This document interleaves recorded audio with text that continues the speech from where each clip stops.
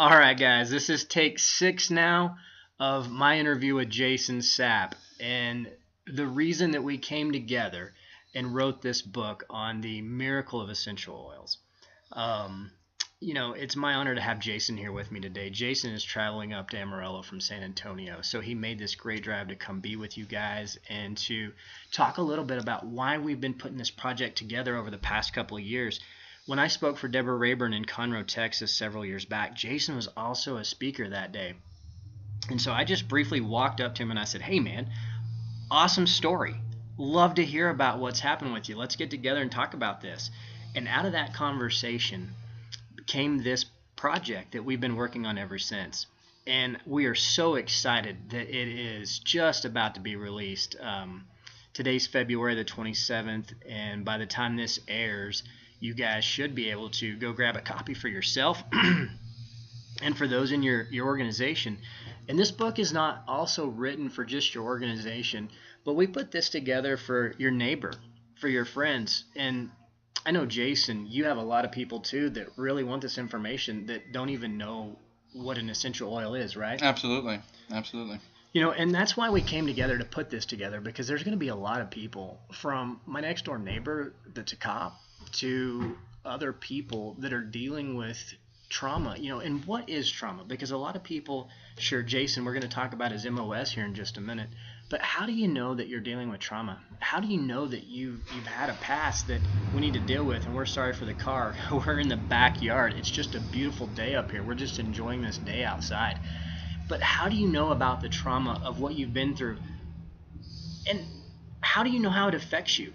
Because the energy that's within us, that resonates inside, if I ask you what the color of your car is right now, you just thought about it. And I oftentimes here in my office, a lot of times, he makes me so mad. And I talk about your power, but yet the energy that's within us that we resonate with, that has a huge impact on our consciousness and on our ability to exist, but to have peace within that time frame. And for me, in this workbook, I put a lot of my clinical skills in the back of it. That, guys, these things are powerful. These things may seem simple, but your resonance frequency breathing rate, some of these affirmations, they're the things in my office so many times that I begin to see that just begin to move the treatment process. And it's just so neat to see. And then you get the opportunity to add oils in with this and have that ability to do this in the comfort of your own home. And so let's get on with a little bit with Jason today, if that sounds good with you. Absolutely, definitely. Let's do this. So, Jason, I know Deborah Rayburn contacted you to come talk about that your experience with oils. What's that been like for you? Why is this book important to you?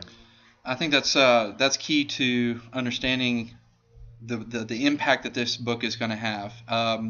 This book's going to be important for me because it's going to give me the ability to communicate to others what it looks like to walk through trauma and get to the other side. And when you can be empowered in your dark season and knowing what you can do to be proactive and overcoming that season that you're in, and realizing the tools that are available, would give you hope to take action and do something about it.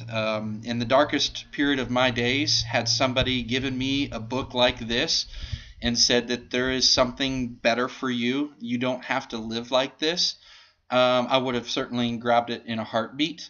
But because of the system I was involved with, the Department of Veterans Affairs, I was basically told, this is the new life. You've got to deal with how you're living now for the rest of your life.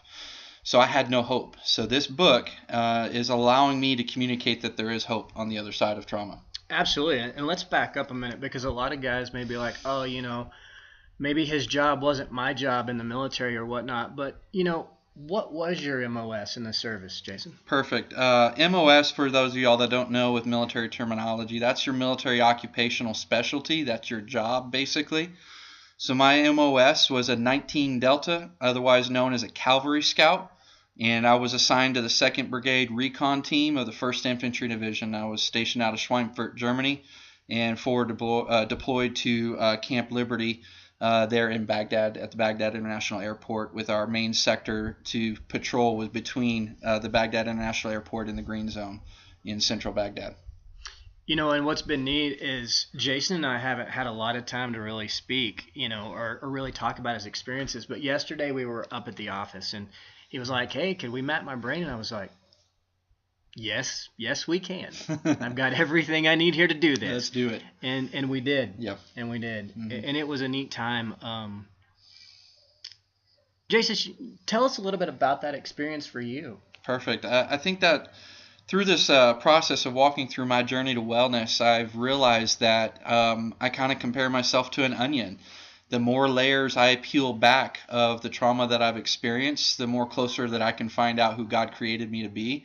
And to be able to see this brain map that you did for me yesterday was being able to see that this journey is still ongoing. And I think that's a fabulous thing to actually take into consideration, and realizing, that I haven't arrived at some sort of destination, but that ultimately my journey to wellness is still ongoing. But that's in a positive light because I've seen the progress that I've had.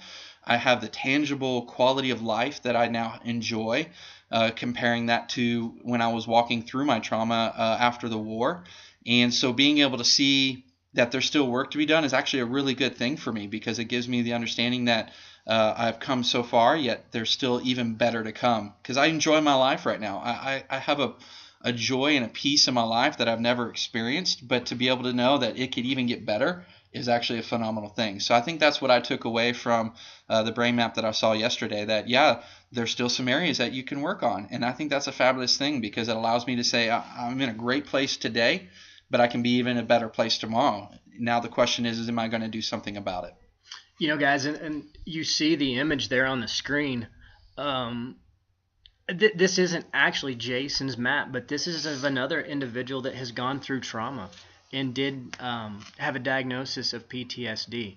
And so in this, when you look at the top half of the screen, the image on the right, you're going to see that the waves, they're bigger and they're different colors. So if you just look in the middle of the screen up, you're going to see a larger amplitude. That's how big each wave is. And when I'm looking at this, oftentimes what I see is that individuals with trauma, their maps, they're incoherent, meaning basically that they're not symmetrical. They don't flow together. We would like to see, if this would be coherent, we'd like to see the big waves throughout the whole brain. But in the middle section, you see that amplitude, or those heights in those waves, are smaller.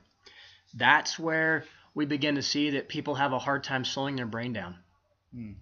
They have a hard time with those triggers. And when triggers come up, y'all, it's about finding that place of peace. I get a lot of people that come in the office that ask me, "Ryan, I don't know if I'll ever find hope." And of course, I've worked with so many people. I've got so many amazing stories of individuals that found that hope in many different ways.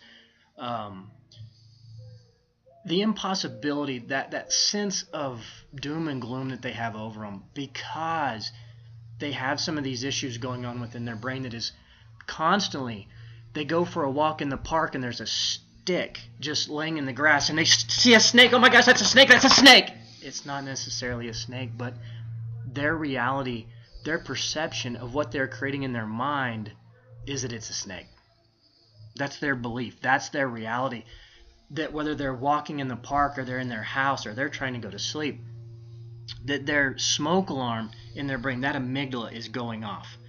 And it's going off, and eventually before long, what's going to happen is the water system's going to come on, and it's going to completely try to put out the fire in the building. And the body is trying to compensate for all the stress from the amygdala, creating that smoke alarm, trying to say, hey, okay, we're going into battle here. That fight or flight, it's coming. And eventually they become what we now call clinically frozen to a person that is just laden with so many, oftentimes diagnosis because of symptoms, that it's overwhelming. And we want you guys to go get this book. We put a great section in there on the emotions with oils that I asked Jason. I was like, Jason, have you ever seen that? And he's like, no, I really haven't seen anything quite like that. So for the average person that's building a business, hey, when you pick up a bottle of lavender, check out this book for that section. I've got a lot of great resources that I've compiled over time to put in there. And so it's a great opportunity for anyone, not just necessarily someone that's had trauma, but even going through a stressful day. Right. You know, and one of the things